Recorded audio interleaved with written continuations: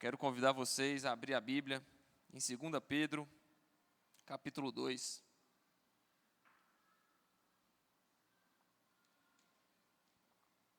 Segunda Pedro, capítulo 2, a versão NVT, a versão que eu estou utilizando.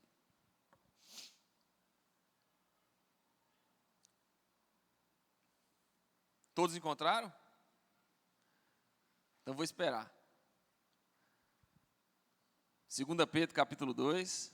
Eu sei que vocês encontraram quando vocês começam a olhar para mim, né? Aí vocês esperam ver o que eu vou falar, né? Se vocês estiverem olhando, eu não sei se vocês já acharam ou se vocês estão sem a Bíblia aí na mão. Se tiver sem a Bíblia, não tem problema, tá? Você pode acompanhar na televisão, vai estar a tradução que eu estou utilizando aí, viu? Podem ficar à vontade. Versão NVT. 2 Pedro, capítulo 2. Vamos ler do início. Contudo, assim como surgiram falsos profetas entre o povo de Israel, também surgirão falsos mestres entre vocês. Eles ensinarão astutamente heresias destrutivas e até negarão o mestre que os resgatou, trazendo sobre si mesmos destruição repentina. Muitos seguirão a imoralidade vergonhosa desses mestres e por causa deles o caminho da verdade será difamado. Em sua ganância inventarão mentiras astutas para explorar vocês, mas eles já foram condenados há muito tempo e sua destruição não tardará. Pois Deus não poupou nem os anjos que pecaram. Ele os lançou no inferno em abismos tenebrosos, onde ficarão presos até o dia do juízo, do julgamento. Não poupou o mundo antigo, mas protegeu Noé, que proclamava a justiça, e 7 pessoas de sua família, quando destruiu com um dilúvio o mundo dos perversos. Mais tarde, condenou a cidade de Sodoma e Gomorra e as transformou em montes de cinzas, como exemplo do que acontecerá aos perversos. Em contrapartida, resgatou Ló, tirando-o de Sodoma, por ele ser um homem justo, afligido com a vergonhosa imoralidade dos perversos ao seu redor.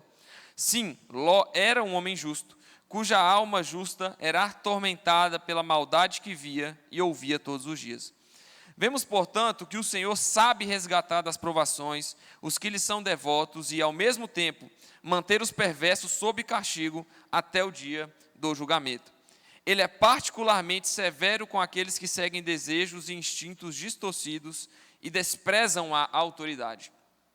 Tais indivíduos são orgulhosos e arrogantes e atrevem-se até a zombar de seres sobrenaturais. Já os anjos, muito maiores em poder e em força, não ousam apresentar diante do Senhor uma acusação de blasfêmia contra esses seres. Os falsos mestres são como criaturas irracionais, movidas pelo instinto, que nascem para apanhar e morrer. Nada sabe sobre aqueles a quem insultam e como animais serão destruídos por sua própria corrupção. Praticam o mal e receberão o mal como recompensa. Gostam de se entregar à imoralidade em plena luz do dia. São uma vergonha e uma mancha no meio de vocês, sentindo prazer em enganá-los enquanto participam de suas refeições. Cometem adultério com os olhos e abrigam um desejo insaciável de pecar. Seduzem os instáveis e são bem treinados na ganância. Vivem sob maldição. Desviaram-se do caminho reto e seguem os passos de Balaão, filho de Beor, que amou a recompensa que receberia por fazer o mal. Balaão, porém, foi refreado em sua loucura, quando uma jumenta que não fala o repreendeu com voz humana. Até aí, momentaneamente, meus irmãos. Eu quero abordar esse tema hoje aqui, e isso é um aviso para os nossos dias, para os dias que nós estamos vivendo como igreja aqui na terra. Pode voltar no versículo 1. Meus irmãos, a palavra ela não mente, ela não volta vazia. E tudo o que acontece no Velho Testamento, tudo que você lê no Antigo Testamento, é como um paralelo com o que acontece no Novo Testamento e também com o que vai acontecer até a volta de Jesus. Então, o que Pedro está falando aqui para a igreja? Vai falar que assim como surgiram falsos profetas entre o povo de Israel, também surgirão falsos mestres entre vocês. Aqui só tem santo do Senhor, amém? Fala amém. Glória a Deus. Não somos falsos mestres. E aqui é importante a gente dar uma definição do que é falso profeta e o que é falso mestre. O próprio Pedro vai referir a Balaão ali como um falso profeta. Mas o objetivo do falso profeta era ter lucro em cima da profetada que ele ia fazer, em cima de utilizar o dom dele, que é o dom de profecia. Então, Balaão, ele não foi dado, né, não foi nomeado como um falso profeta, porque o que ele falava não acontecia. Mas Balaão era um falso profeta porque o objetivo dele em profetizar era o dinheiro, entendeu? Ele tinha como objetivo profetizar para obter lucros. Então, quando ele foi contratado para amaldiçoar Israel, Deus envia uma jumenta para o repreender, porque aquele homem tinha sim o dom de profecias, mas o objetivo com o qual ele estava profetizando era obter lucro. Então a gente tem a definição aqui do que é um falso profeta. É alguém que profetiza, que prega, que ensina, que vive a vida do evangelho em uma posição de autoridade, cujo objetivo é só obter lucro, é só obter dinheiro. Esse é o falso profeta. E aí a gente tem a figura, nos dias de hoje, do falso mestre. O que é um falso mestre? Simples. A gente tem como exemplo de falso mestre os fariseus da época. Por que os fariseus eram falsos mestres? Porque eles cobravam do povo o cumprimento perfeito da lei, mas eles mesmos não conseguiam cumprir a lei por completo. Mesmo que eles cobrassem que o povo seguisse a lei 100%. Um falso mestre é alguém que ensina, mas não vive o que ensina. Alguém que prega, mas não vive o que prega. E aqui, meu irmão, nós, no nosso dia a dia, fomos feitos ensinadores, né? Mestres da palavra, pessoas que conhecem o evangelho e têm a missão de evangelizar os povos. Então, a grande comissão, que foi o que Jesus falou, ide por todo mundo, pregai o evangelho a toda criatura, é para todo crente. Então, eu e você somos naturalmente evangelistas. Você é um evangelista. Só que a gente precisa tomar cuidado para não cair no erro dos falsos mestres, que é pregar uma coisa e não viver o que pregamos. Porque se você diz, se você prega que Jesus é a salvação, que Jesus é Senhor, mas você não recebe Cristo como Senhor de verdade na sua vida, você está sendo um falso mestre. Entendeu?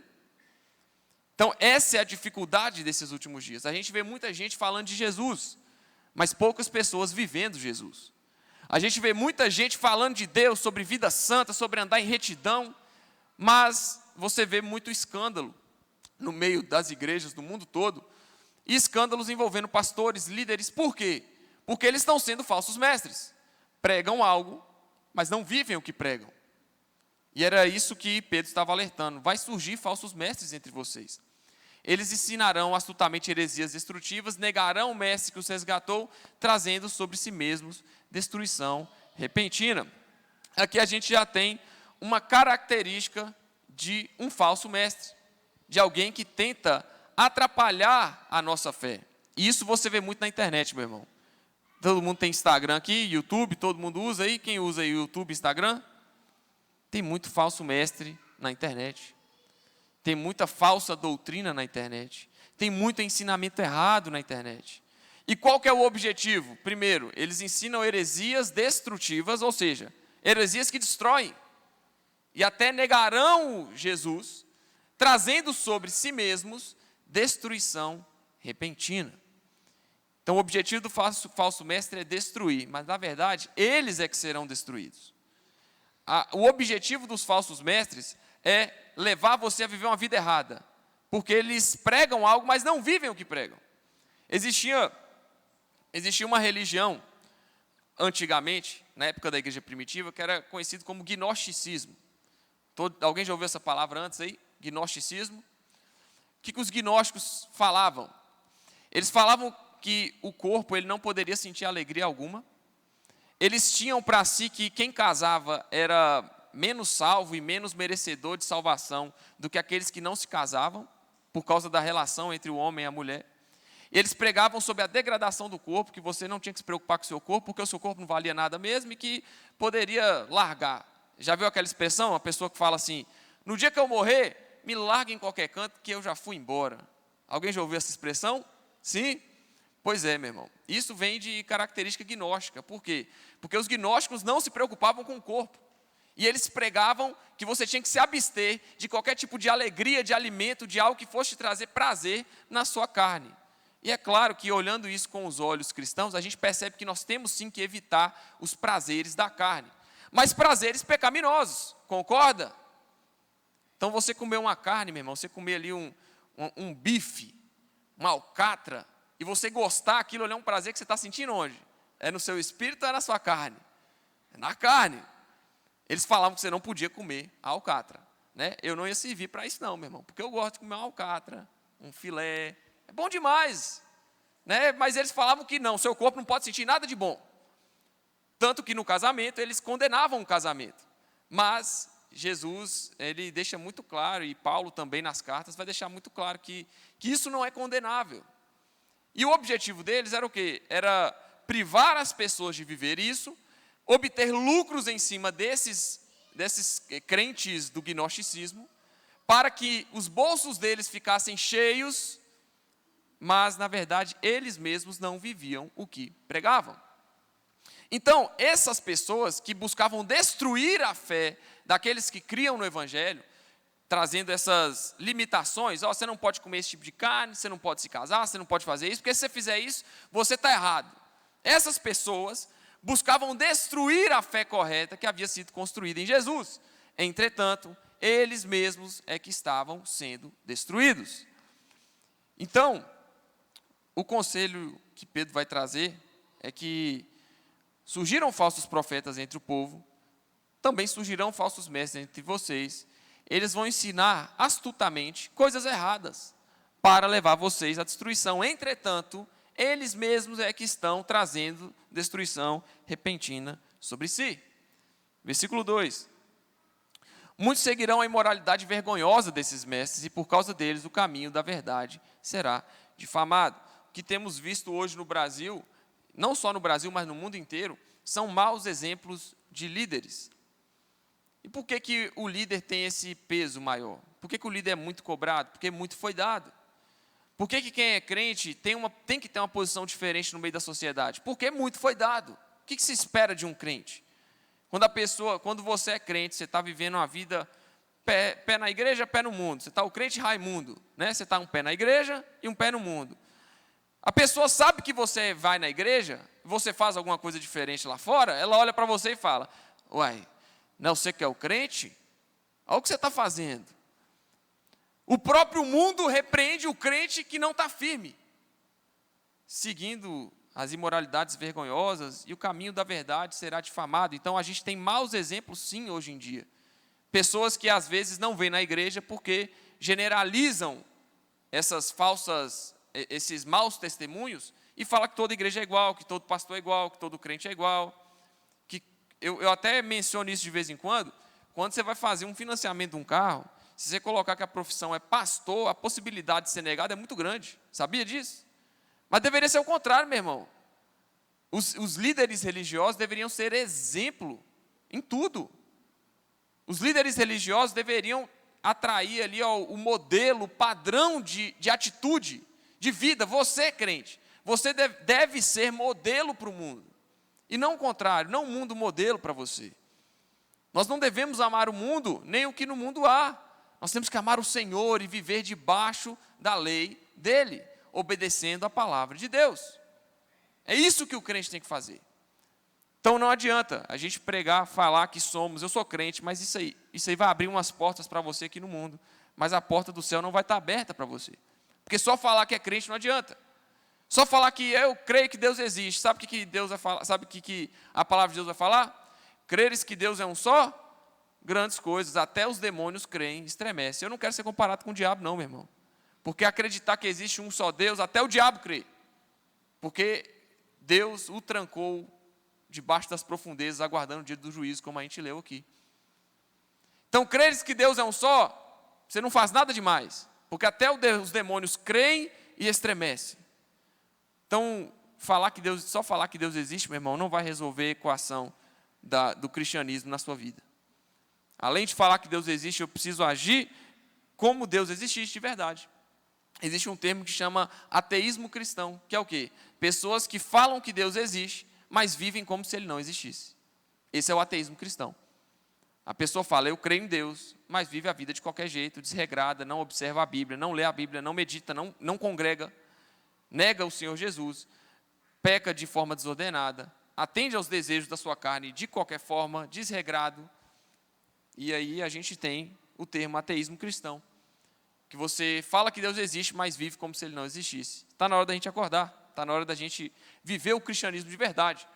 Versículo 3, em sua ganância inventarão mentiras astutas para explorar vocês, mas eles já foram condenados há muito tempo e sua destruição não tardará. Isso aqui é bom, meu irmão, a gente saber disso.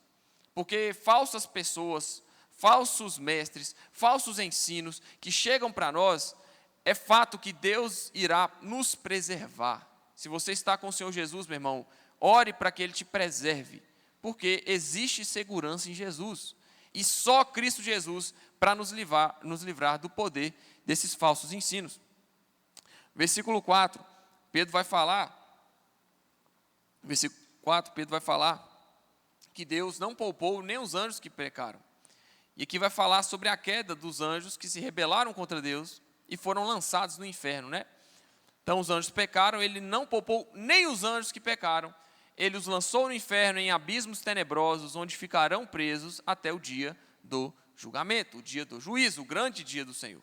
Então Satanás está preso no inferno, em abismos tenebrosos, e eles vão ficar presos até o dia do julgamento. Mas o que eu quero chamar a atenção para você aqui é que nas duas primeiras linhas ali, Pedro vai falar que Deus não poupou nem os anjos que pecaram. E anjos a gente entende que são criaturas celestiais. Eles não têm corpo físico. Então a gente entendendo isso, a gente começa a ver que, olha bem, Deus não poupou nem seres celestiais que Ele mesmo criou para a sua glória, que se rebelaram. Ele não poupou nem estes do inferno. Você está entendendo que os anjos que deveriam ter uma áurea superior, uma consciência superior, não foram poupados, não tinham carne, não foram poupados do juízo porque se rebelaram contra Deus? Quem dirá, meu irmão, nós, que somos carne, fomos criados imagem e semelhança de Jesus, recebemos dele o sopro da vida, quanto mais nós que detemos aqui a revelação de Deus para nós, a forma como nós vamos ser salvos, quanto mais nós, meu irmão, quanto mais nós. Então os anjos que são seres celestiais foram condenados, quanto mais nós, se não andarmos no caminho do Senhor, se não obedecermos a palavra, se não vivermos de forma reta diante dele, também seremos condenados. Existe aquele conceito de libertinagem no Ocidente aqui. Eu não vou falar tanto do Oriente, porque eu não sou igreja no Oriente, eu não sou pastor no Oriente, lá do lado de lá, de onde veio, né, a pregação. A gente vive no Ocidente. E o Ocidente aqui, as Américas, que a gente fala, América do Sul, América Central e América do Norte, existe sim um conceito de liberdade e que ele deve ser sim olhado aos olhos da Bíblia.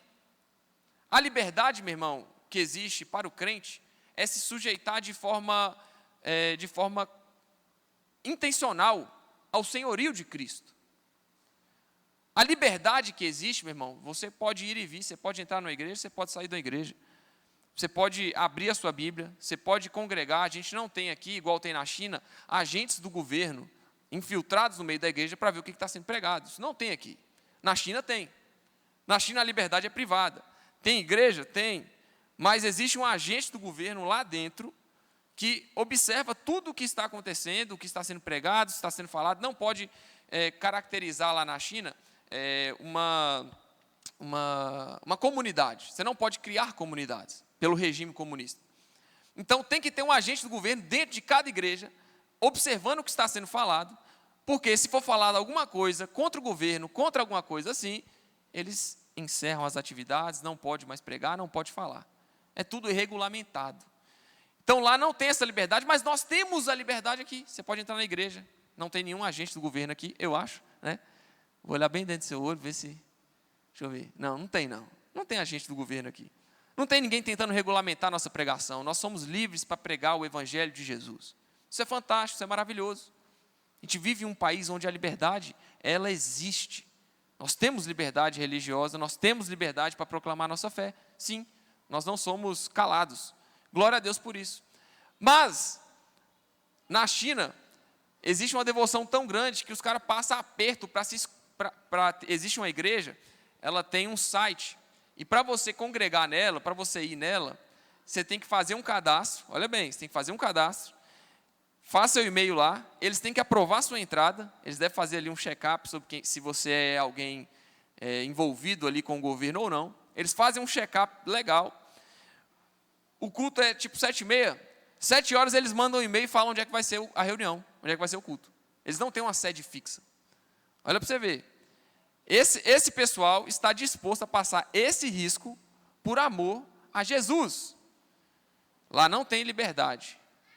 Eles têm que marcar quase que no último momento a reunião deles, onde vai ser, o horário que vai ser, que horas que vai ser, como é que vai ser, quem vai. Eles regulam isso, para justamente não ter o risco de ter alguém infiltrado ali para atrapalhar, de certa forma, o culto ao Senhor Jesus.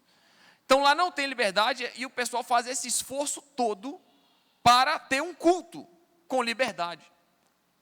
Só que hoje, meu irmão, a gente vê que muitas pessoas, não vocês, meu irmão, vocês estão aqui domingo de manhã, olha que bênção. Muitas pessoas estão levando o evangelho de qualquer jeito. Muitas pessoas estão vivendo a igreja de qualquer jeito.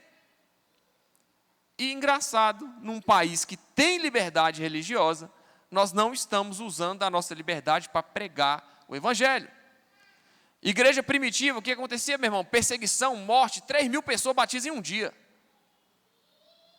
Perseguição, morte, conspiração contra a igreja, falsos mestres, heresias destrutivas, tudo isso contra a igreja do Senhor. Aí hoje aqui a gente está na liberdade, feliz, sem problemas, e aí a gente vira um crente relaxado.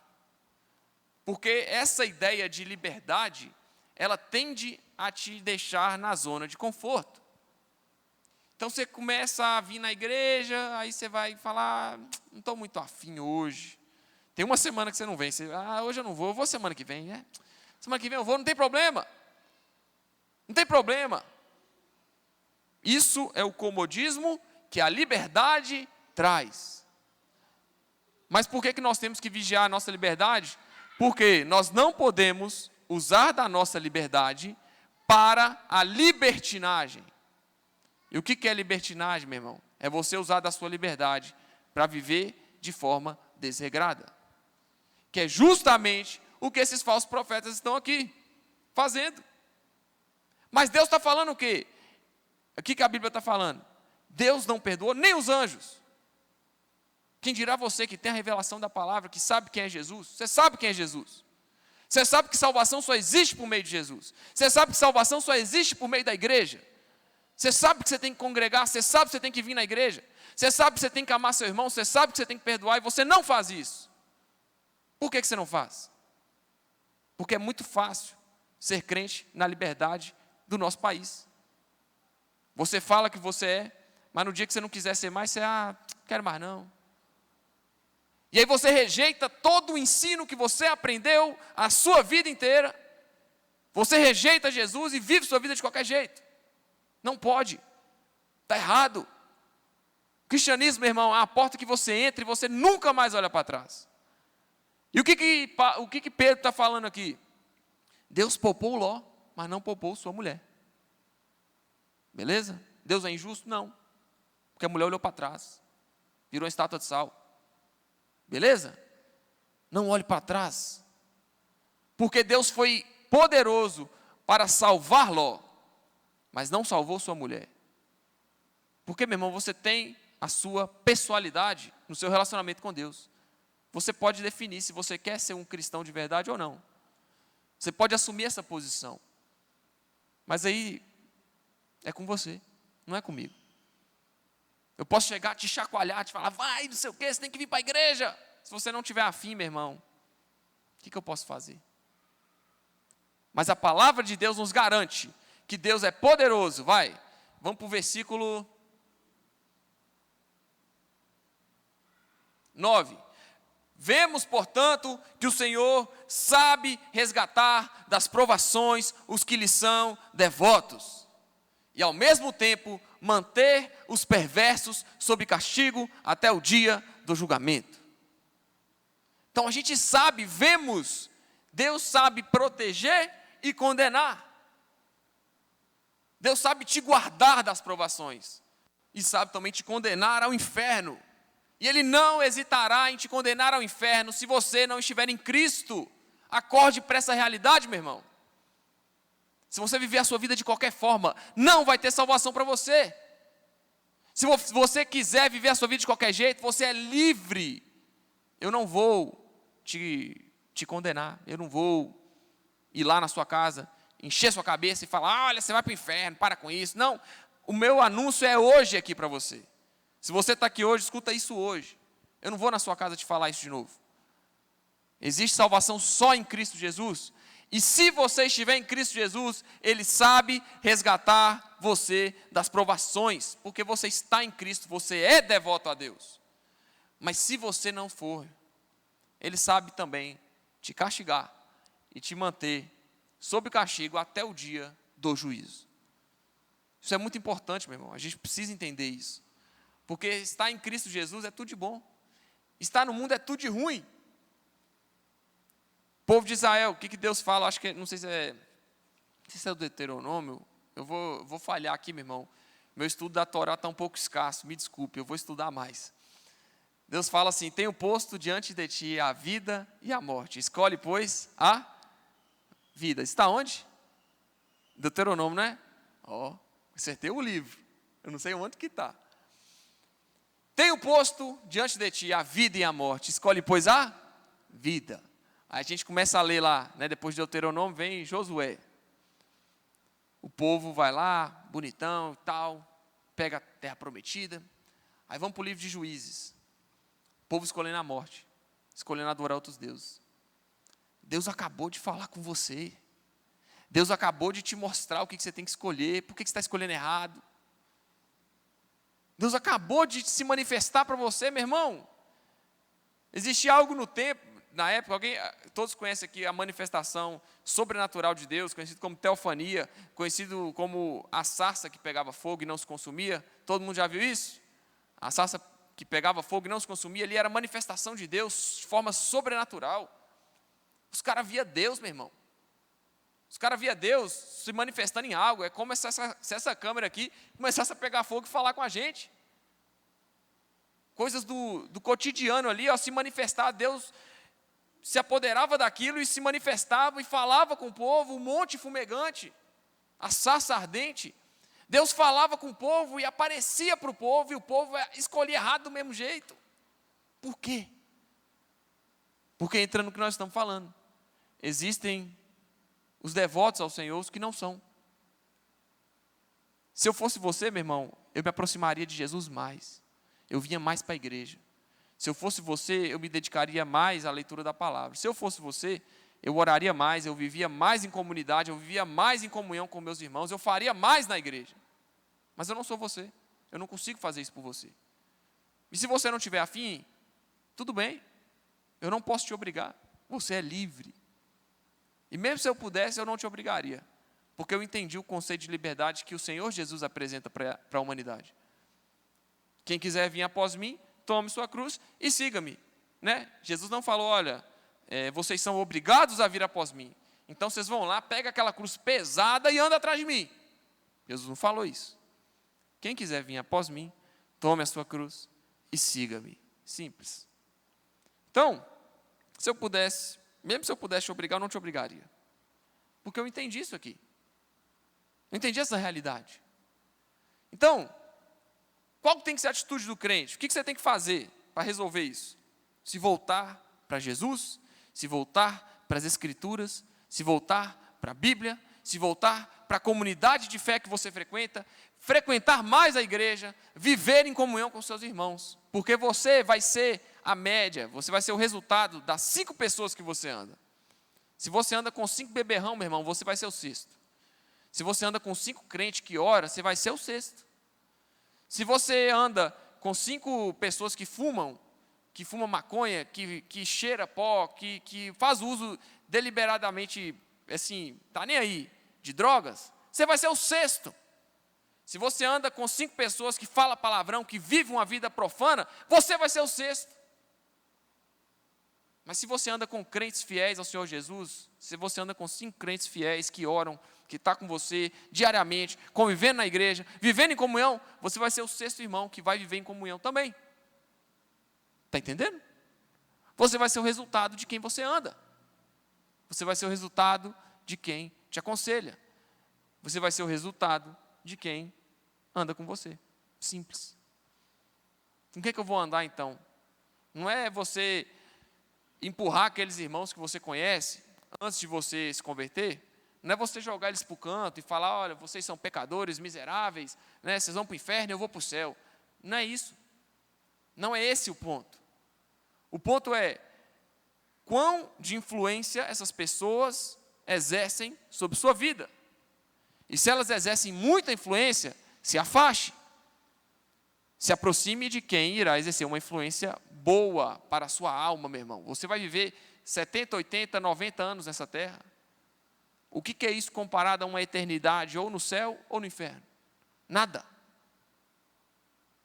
Então, se você acha que a sua vida, você vai ganhar a sua vida aqui, fazendo tudo de bom, ficando com status e servindo aos seus próprios prazeres, saiba que você vai viver só 77 anos, que é a média, tá? Se passar disso, é lucro. A média de idade do brasileiro, acho que é 77 ou 74. Passou de 74, meu irmão, você já está acima da média.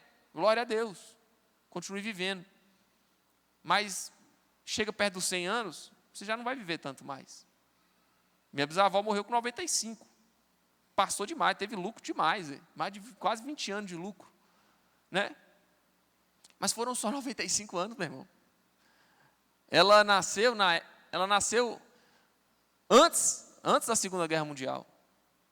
E aí a gente fala Segunda Guerra Mundial, foi 1945, foi? 40, mais ou menos, que acabou? Sim. 1945, está ali. Está do lado ali, ó. Minha avó estava viva na época da Segunda Guerra Mundial. 1929 ela nasceu. A gente pensa que tem muito tempo. Não tem não, irmão. Tem pouquíssimo tempo. Não tem nem 100 anos da guerra que mais matou judeu. Da guerra que foi mais tenebrosa. Não tem nem 100 anos, meu querido. A gente acha que nós estamos vivendo muito e tal. Não, meu irmão, nossa vida aqui é curta mesmo, nosso tempo aqui é curto. Por isso você não pode perder tempo vivendo, servindo aos seus próprios prazeres. O Evangelho é isso, é a esperança no futuro. É a esperança em Jesus que voltará para buscar a sua igreja. Mas Ele vai voltar para buscar a sua igreja. Não qualquer um. Não qualquer pessoa que vive de qualquer jeito, pecando, servindo aos próprios prazeres. Não! Porque Deus só é poderoso para guardar os que lhe são devotos. Deus só é poderoso para guardar aqueles que o obedecem. Deus só é poderoso para te guardar se você perdoar o seu próximo. Deus só é poderoso para te guardar se você amar a igreja, se você amar a sua vida, se você amar o seu irmão, se você viver de forma reta. Deus só é poderoso para te guardar nessas ocasiões. Fora dessas ocasiões, meu irmão, reconsidere a sua fé. Talvez você esteja crendo errado.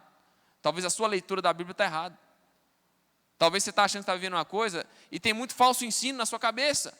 O verdadeiro ensino do Evangelho é perdoar o próximo como a ti mesmo, amar a Deus acima de todas as coisas.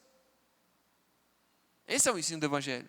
Amar o próximo como você se ama, ou seja, se amar também, se preservar, se cuidar. Amar o seu próximo como a ti mesmo e amar a Deus acima de todas as coisas. Esse é o ensino do Evangelho. Então, se envolve o próximo, envolve perdão, envolve deixar o orgulho de lado, você tem que fazer, irmão. Ah, eu tenho dificuldade. Todo mundo tem. Você acha que você é o único? Você acha que você é o único que tem dificuldade para perdoar? Você acha que você é a última bolacha do pacote, a última Coca-Cola do deserto, né? Só você passa por isso. Não, todo mundo passa e todo mundo tem a responsabilidade de perdoar o próximo. E de amar a Deus acima de tudo. É difícil? Claro que é. Você é carnal, limitado. Deus é imortal, eterno. Mas se você preservar a sua fé, perseverando até o fim, você vai ser guardado por Jesus. Vai ser guardado. Porque Deus é poderoso para resgatar das provações, dos problemas, os que lhe são devotos. Mas ao mesmo tempo Ele mantém sob castigo os perversos até o dia do julgamento. E aí, versículo 10, ele é particularmente severo com aqueles que seguem desejos e instintos distorcidos e desprezam a autoridade. Tais indivíduos são orgulhosos e arrogantes e atrevem-se até a zombar de seres sobrenaturais. Aqui, zombar dos demônios caídos. Em outra tradução, joga na ARC aí.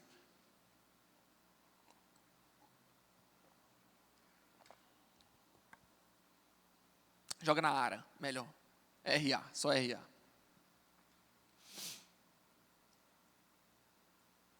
Achou? Olha lá. Atrevidos e arrogantes não temem difamar autoridades superiores. Essas autoridades superiores está se referindo aqui aos anjos caídos, os demônios que caíram. Por que eles se referem a como autoridades superiores, né, como seres sobrenaturais? Por que eles se referem a essas autoridades superiores? Porque os anjos foram criados em glória pelo próprio Deus. Mas nem esses anjos criados em glória, que são seres espirituais superiores, a gente não tem que ter a posição desse povo aqui, que é difamar e falar e zombar de Satanás. Você percebe que lá em Judas, na epístola de Judas, Judas vai falar o seguinte: o anjo Miguel, quando lutava com o diabo pelo corpo de Moisés, não ousou proferir palavras de juízo contra Satanás. Mas, o que ele fez? Que o Senhor te repreenda. Então está falando que esses indivíduos aqui, eles zombam das coisas espirituais, zombam das coisas celestiais, dos negócios que foram criados em glória, mesmo sendo anjos caídos. Pedro se refere aqui a autoridades superiores, de pessoas que foram, anjos que foram criados em glória com Deus, mas se rebelaram, foram lançados no inferno, como falou antes. Estão sendo lá guardados e mantidos até o dia do juízo. Então, essas pessoas, elas não se importam com as coisas espirituais. Pode voltar na NVT. Eles se atrevem a zombar de seres sobrenaturais. Aí vai no versículo 11. Já os anjos, muito maiores em poder e em força, não ousam apresentar diante do Senhor uma acusação de blasfêmia contra esses seres. Prova disso é o que vai falar na epístola de Judas, que o arcanjo Miguel não proferiu palavra de juízo contra Satanás quando pelejava pelo corpo de Moisés. Mas antes disse que o Senhor Jesus te repreenda. O apóstolo Rogério sempre conta que ele ficava zombando do diabo. Quando ele começou o ministério, ele falava: diabinho, sai para lá, diabinho, tal, tal, tal. O Espírito Santo o corrigiu. E com base nisso aqui. Não é para zombar, meu irmão. O diabo não é para zombar, é para repreender e mandar embora em nome de Jesus. Está entendendo? Manifestou perto de você, meu irmão, seja um crente de verdade, manda embora em nome de Jesus. Mas essa zombaria é porque essas pessoas que vivem a sua vida de qualquer forma, elas tendem a valorizar os prazeres e os instintos da carne mais do que as coisas espirituais. Portanto, elas já estão perdidas em si mesmas. Recebem a palavra da salvação, vai fazer bem para a sua alma, também para o seu corpo, mas rejeitam e zombam das coisas espirituais. E vai falar no versículo 12, que esses falsos mestres, ou vamos falar, pessoas que pregam e não vivem o que pregam, são como criaturas irracionais movidas pelo instinto, que nascem para apanhar e morrer. Nada sabem sobre aqueles a quem insultam e como animais serão destruídos por sua própria corrupção. Resumindo, o pecado que te satisfaz é o pecado que te destruirá. O pecado que faz bem para a sua carne, que agrada a sua carne, vai ser o pecado que vai te mandar para o inferno. Está entendendo? Em outras palavras? Tranquilo, né? Todo mundo na mesma página aqui, todo mundo entendendo. Então serão destruídos por sua própria corrupção. Praticam o mal e receberão o mal como recompensa. Você gosta do que é mal, você gosta do que é ruim, você gosta do pecado, vai receber mal também como recompensa do mal que você está plantando. Tudo que o homem planta, ele colherá. De Deus não se zomba. A lei da semeadura. Tudo que você planta, você colherá. gostam de se entregar à imoralidade em plena luz do dia, são uma vergonha e uma mancha no meio de vocês, sentindo prazer em enganá-los enquanto participam de suas refeições. Que a gente está entendendo que esses falsos mestres, essas falsas pessoas, estavam envolvidas no meio da igreja primitiva. E Pedro está mostrando aqui que eles sentem prazer em enganar enquanto participam do dia a dia, enquanto partilham pão, enquanto têm comunhão uns com os outros. Então, o falso mestre, o falso crente, o falso mestre, ele é movido pelo engano, tem prazer em enganar, tem prazer em mostrar que, eu estou enganando eles. Meu irmão, em algum momento você vai cair. Se você acha estar enganando a igreja, se você acha estar enganando o seu pastor, saiba que em algum momento você vai cair. Porque de Deus não se zomba. Se você planta o mal, você vai colher o mal. Se você tem outros objetivos dentro da igreja, você vai colher o mal. Você vai cair. Porque a Bíblia garante isso. Cometem adultério com os olhos, versículo 14. E abrigam um desejo insaciável de pecar. Seduzem os instáveis e são bem treinados na ganância. Vivem sob maldição. Desviaram-se do caminho reto e seguem os passos de Balaão, filho de Beor, que amou a recompensa que receberia por fazer o mal. Balaão, porém, foi refreado em sua loucura, quando uma jumenta que não fala o repreendeu com voz humana. Então, esses falsos mestres, essas são as características, dentre as várias características, a outra característica é essa. Eles se assemelham aos falsos profetas. O falso profeta, Balaão, se ele falasse, poderia acontecer, não, ele não falou, né? Ele não amaldiçoou Israel, mas eu acredito que sim, porque a Bíblia refere ele aqui como um profeta. Mas a mula refreia Balaão para não amaldiçoar Israel. Portanto, o dom dele que ele estava utilizando, possivelmente, não vou afirmar, mas possivelmente poderia acontecer. O que tornava Balaão um falso profeta não é falar algo e não acontecer. É sim se mover pelo dinheiro. Ele estava querendo a recompensa da maldição.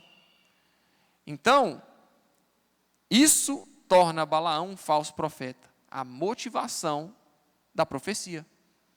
Assim como um falso mestre, não é somente alguém que vai ensinar algo que é meio duvidoso. Talvez o falso mestre, meu irmão, ele te ensine algo que é fiel à Escritura. Existem muitos pais da fé que caíram. Muitas pessoas que pregaram o Evangelho para gerações e gerações e caíram em pecado. Os falsos mestres, qual a característica principal do falso mestre? A hipocrisia. Pregar algo e não viver o que prega. Nem sempre é o ensino que está errado, às vezes é a vida do mestre que está errada. Talvez você fale de Jesus, meu irmão, de uma forma maravilhosa, mas sua vida está toda errada. Você é um falso mestre, porque você é hipócrita. Falar de Jesus e não viver o que Jesus fala, te torna um falso mestre. A hipocrisia é a marca do falso mestre, assim como a ganância é a marca do falso profeta. Balaão foi refreado em sua loucura, quando a jumenta que não fala o repreendeu. E aí a gente vai entender que os falsos mestres e os falsos profetas, do versículo 17, são como fontes secas, ou neblina levada pelo vento, e estão condenados às mais escuras trevas. Com palavras vazias proclamam sua grandeza imaginária e apelam para desejos carnais distorcidos, a fim de atrair de volta ao pecado aqueles que mal escaparam de uma vida enganosa. O objetivo do falso profeta é te trazer de volta para a lama. O objetivo do falso mestre é te trazer de volta para a lama. O objetivo das pessoas que te ensinam algo diferente do Evangelho de Jesus é te trazer de volta para a lama. Então, vamos dar nome aos bois. Se você vê uma pregação coach, você tem que seguir o seu coração. O seu coração é que manda. Você vai falar, não, o coração é enganoso. Eu tenho que seguir Jesus. Pregação coach é sim, com o objetivo de te atrair de volta ao pecado.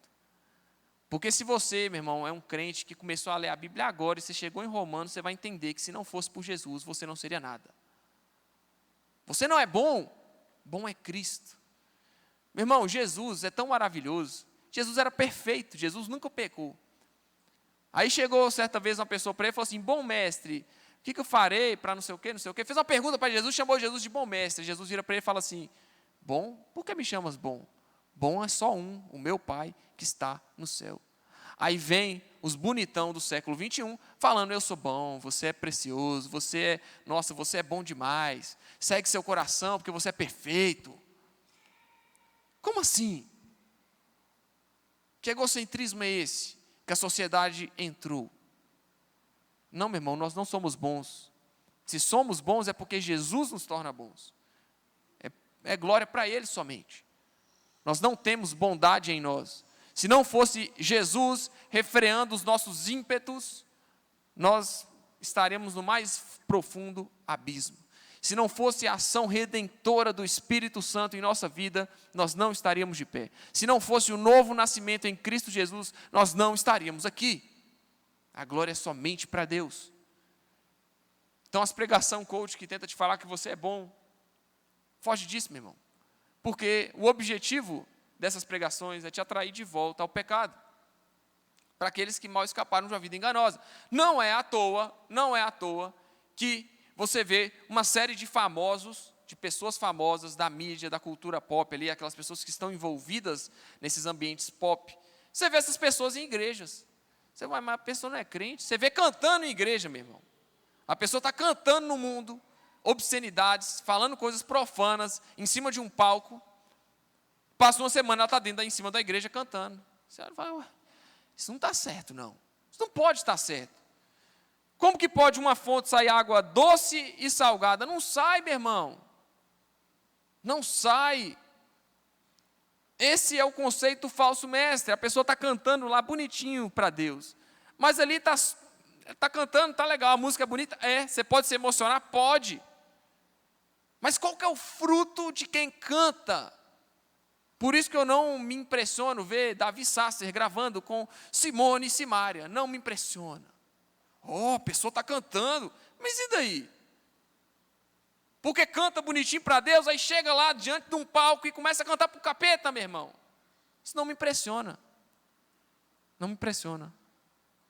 Aí vai falar Gustavo Lima cantando a música para Deus. Meu irmão, o cara faz um culto a Satanás no show dele. O cara faz posição de satanista, gestos satânicos. Você pode olhar, meu irmão. Pode olhar. Não estou inventando, não é teoria da conspiração, não. Pode estar na internet lá para todo mundo ver. E eu tenho certeza que ele faz para todo mundo ver. Aí canta uma música para Deus. Meu irmão, pelo amor de Deus, acorda. Pelo amor de Deus.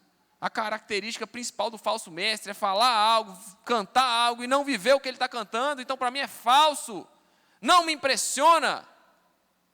Me impressiona, meu irmão, é uma irmã idosa, 65, 70, 75 anos, que dobra o joelho todo dia e ora pelos seus filhos que estão na droga.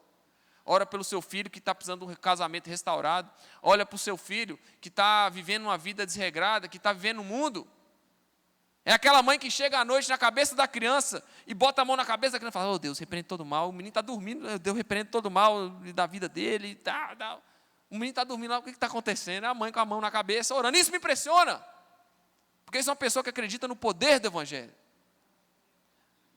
Aí esses famosos são guiados ali por uma mensagem bonitinha, coach. Isso me impressiona, irmão. Porque a mensagem que vai salvar a sua alma é a mensagem que te confronta. Você sai da igreja chateado, bolado, com raiva de mim, não tem problema. Se você mudar a sua vida, eu atingi meu objetivo. Você não precisa sair daqui me achando bonitinho e legal. Tá? Eu queria que você falasse, nossa, que pastor simpático, que pastor legal, gente boa. Mas se você sair daqui chateado comigo, porque eu te falei a verdade do Evangelho, não tem problema, irmão. Pode sair com raiva, viu? Mas volta de noite, porque é aqui que você vai receber a água da vida, que é Jesus. Amém? Não precisa sair daqui feliz comigo, não. Tá? Meu objetivo é que você vá para o céu. E não que você fique satisfeito comigo aqui na terra. Tá? Beleza?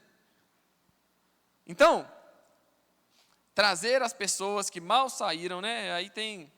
Alguém já leu o livro Café com Deus Pai aí? Não? Alguém já viu esse livro, Café com Deus Pai? Todo mundo já viu? Já viu? Já leram? Alguém já leu? Já leu?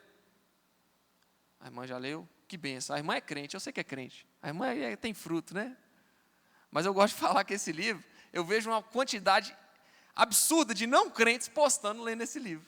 Aí eu vejo a vida da pessoa, sábado, sexta e domingo, está na farra. Aí chega segunda-feira, 7 horas da manhã, posta um café e a foto do livro aberto, né? Café com Deus Pai. Aí eu falo, meu Deus, esse aqui é o livro oficial do não crente. Porque posta a vida toda errada no final de semana. Não é você não, irmã, pelo amor de Deus, né? Não estou falando de você não, varoa. Não é verdade? Já viu? Oh, que lindo. Fiz a festa com o diabo no inferno lá, na boate, final de semana, e quando chega segunda, eu vou ler Café com Deus Pai, porque eu vou ficar bom. Pelo amor de Deus, gente. Dá vontade de escrever, né? Irmão, acorda, você não é crente. Vai para a igreja. Né? Vai viver uma vida em santidade e retidão. O que adianta você postar que você está tomando café com Deus Pai, se você toma janta com capeta, irmão? Você está tomando janta com o diabo, está jantando com o inimigo. Os crentes podem ler, se é crente, pode ler. Viu? Pode ler, não tem problema. O problema não é o livro. O problema são as pessoas que acham que só por tomar um café com Deus Pai vai resolver o problema do pecado na vida delas, e não vai. Porque a única coisa que resolve o problema do pecado é estar presente em uma igreja e receber Jesus como seu Senhor e Salvador. Só. As pessoas vivem uma vida muito enganosa. As pessoas vivem uma vida muito enganosa. Por isso que é necessário que existam pregadores da palavra para orientar o caminho o qual a igreja e o crente devem andar. Por isso que, se você ouvir uma pregação bonitinha para animar a sua alma, é errado, não. Se ouvir uma pregação que você precisa ali, você está passando por um sofrimento, e você precisa escutar uma história inspiradora de alguém da Bíblia que vai te ajudar a passar por esse sofrimento, você pode ouvir, meu irmão. Mas não se aprisione em palavras que só insistem em resolver o seu problema físico nessa terra.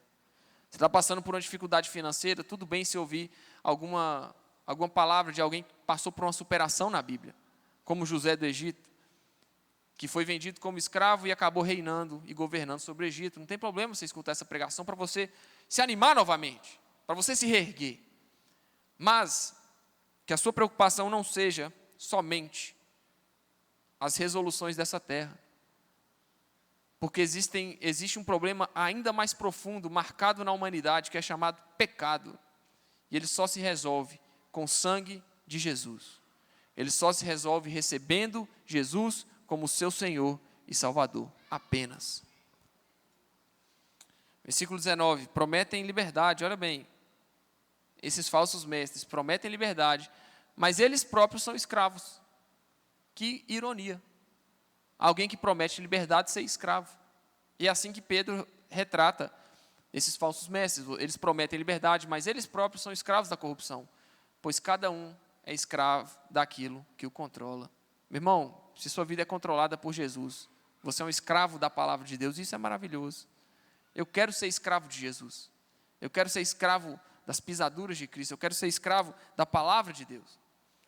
Por quê? Porque eu quero que ela me controle. Quero que ela guie meus passos. Se eu vou fazer alguma coisa, eu preciso saber, a Bíblia fala que eu tenho que fazer ou não? Não, a Bíblia não te fala para fazer. Então, meu irmão, não faça. A Bíblia fala que você não tem que agradar ao mundo e agradar a Deus. Não tem como servir a Deus, servir a Mamon. Não tem como servir dois senhores. A Bíblia fala isso. Então, ou você agrada o mundo ou você agrada a Deus. Simples. Chegou na equação em que você precisa escolher entre o mundo e Deus, escolhe Deus. Chegou na equação que você tem que escolher entre a vida e a morte, escolhe a vida. Não faça como o povo teimoso do Egito. Não faça como o povo teimoso no deserto. Oh, Deus, como era bom olhar para trás. Ah, que lindo era no Egito, eu comia carne todo dia. É melhor você estar no deserto com Deus, meu irmão, do que no Egito com o diabo. É melhor você passar dificuldade com Deus do que passar tranquilidade com o inimigo. É melhor você ter uma vida redimida com o Senhor Jesus, não sendo aceito pela sociedade em que você está inserido, mas sendo aceito pelo céu que está te esperando, do que você viver uma vida sendo aceito por todo mundo, mas não aceito por Deus. É muito melhor para a sua saúde, para a sua vida, porque a vida ela não acaba quando você morre. Quando você morre é que sua vida começa. Quando você morre é que os crentes irão reinar eternamente com o Senhor Jesus. Não tem uma uma vida, a vida após a morte defendida pelo Espiritismo, você vai reencarnar. Não existe reencarnação, existe glorificação do corpo. E a glorificação do corpo é Jesus glorificando o nosso corpo para a eternidade com Ele, para que a gente reine eternamente com o Senhor Jesus. Então, é para essa eternidade que nós estamos marchando. Um crente que não olha para isso perde a esperança e apostata da fé. Um crente que não olha para a eternidade, só olha para os bens materiais de hoje em dia, não vai conseguir permanecer até o fim. Porque o que vai segurar os seus passos, meu irmão, é a presença do Senhor Jesus com a observância na esperança vindoura, que é Cristo Jesus vindo nos resgatar da morte desse corpo limitado, colocando em nós um novo corpo para reinarmos eternamente com Ele. Essa é a esperança do crente. É para isso que vivemos, é para isso que pregamos. Para a gente fechar, falta 2 versículos só. E quando alguém escapa da maldade do mundo ao conhecer nosso Senhor e Salvador Jesus Cristo, mas depois se deixa emaranhar e se escravizar novamente pelo pecado, está pior do que antes. Teria sido melhor nunca haver conhecido o caminho da justiça do que, conhecendo, rejeitar a ordem recebida para viver de modo santo. Versículo 22. Neles se confirmaram os provérbios: o cão volta ao seu próprio vômito e a porca lavada volta a revolver-se na lama. Provérbios 2:22, Provérbios 26:11. Então, você hoje tem a oportunidade, meu irmão, de consertar a sua vida. Você pode sair daqui do mesmo jeito, ou você pode sair daqui pensando, não, o que aquele menino falou lá fez sentido. Se você colocar em prática o que a gente falou aqui hoje, a palavra de Deus, se você viver ela intensamente, rejeitando o mundo e abraçando o Evangelho e sendo devoto a Deus de verdade, não só lendo Café com Deus Pai segunda-feira de manhã, depois de viver uma vida pecaminosa no final de semana, não é isso. Você de verdade viver a igreja, eu tenho certeza que Deus irá te preservar e você vai morar com Ele eternamente, reinará com Cristo eternamente. Essa é a mensagem que deve aquecer seu coração. Eu não quero chegar aqui e falar assim, olha, se você amar Deus, Deus vai te dar riquezas, dinheiro, posses, títulos. Eu não quero falar isso com você. Deus pode te dar? Pode, claro que pode. Mas o principal, meu irmão, você já recebeu, que é o perdão dos seus pecados. O principal para a vida do crente é isso. Que vem para a nossa vida física, material, é um acrescento. É um a mais, é lucro. Mas não trate, meu irmão, algo que é lucro como o essencial. O essencial para mim e para você é a salvação e vida eterna em Jesus. Por isso que nós precisamos nos apegar em Cristo, para que se cumpra a palavra. Nenhuma condenação há para quem está em Cristo Jesus. Nenhuma condenação. Eu não quero ser condenado, irmão. E com Deus é assim. De uns ele vai ser advogado, de outros ele vai ser o justo juiz. Os que ele for advogado, vai ser para advogar em causa sua. E o mesmo que você erre, mesmo que você peque, você está buscando acertar com Jesus todos os dias. Você quer viver uma vida santa. Você vai errar, vai. Errar normal, irmão. Isso mostra que você é humano. Isso que nos torna um pouco dignos também. Porque a gente é humano. Então, existe a dignidade humana. O erro é bem-vindo. Mas ele não tem que ser lei e ordem na nossa vida e regra na nossa vida. Você pode errar? Pode. Porque o seu erro demonstra que você é humano. Mas que você não busque errar. Que você busque acertar. Se você pecar, filhinhos, acho que é 2 João, filhinhos, tenho-vos dito isso para que não pecais. Mas se pecarem, saiba que vocês têm um advogado junto a Deus, Jesus Cristo, o justo, que morreu pelo seu pecado. Se errar, saiba que tem Jesus. Mas igual Jesus fala para aquela mulher adúltera, cadê os teus acusadores? Todos saíram. Se eles não te acusaram, eu também te acuso. Eu não te acuso. E detalhe, vamos falar o detalhe. O que Jesus fala para aqueles homens? Aquele que não tiver pecado, seja o primeiro a tirar a pedra na mulher adúltera. Né? Daquele povo reunido ali, quem que era o único que podia jogar pedra naquela mulher? Jesus.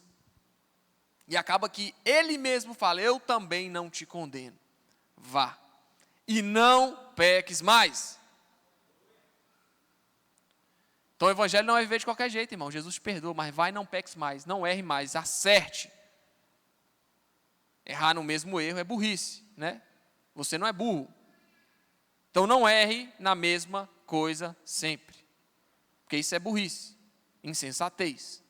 Você sabe o que precisa ser feito e você não faz? Você é uma pessoa insensata. Mas se você sabe o que precisa ser feito, você erra, você corrige, caminha de novo. Não erre de novo, porque você já provou do erro. Não erre mais. Porque se você buscar o Senhor de verdade, com todo o seu coração, toda a sua alma, todo o seu entendimento, tudo que você é, se voltar a Jesus, ainda que você erre, Ele é poderoso para perdoar o seu pecado e te salvar. Ele é poderoso. Então não tem problema errar. Tem problema você deixar o erro afetar a sua caminhada de fé. Não deixe isso acontecer. Se você errou, levante-se e não erre mais. E continue caminhando com Jesus em retidão. Amém? Vocês estão felizes ainda? Não senti firmeza não. Vou perguntar de novo. Vocês estão felizes ainda?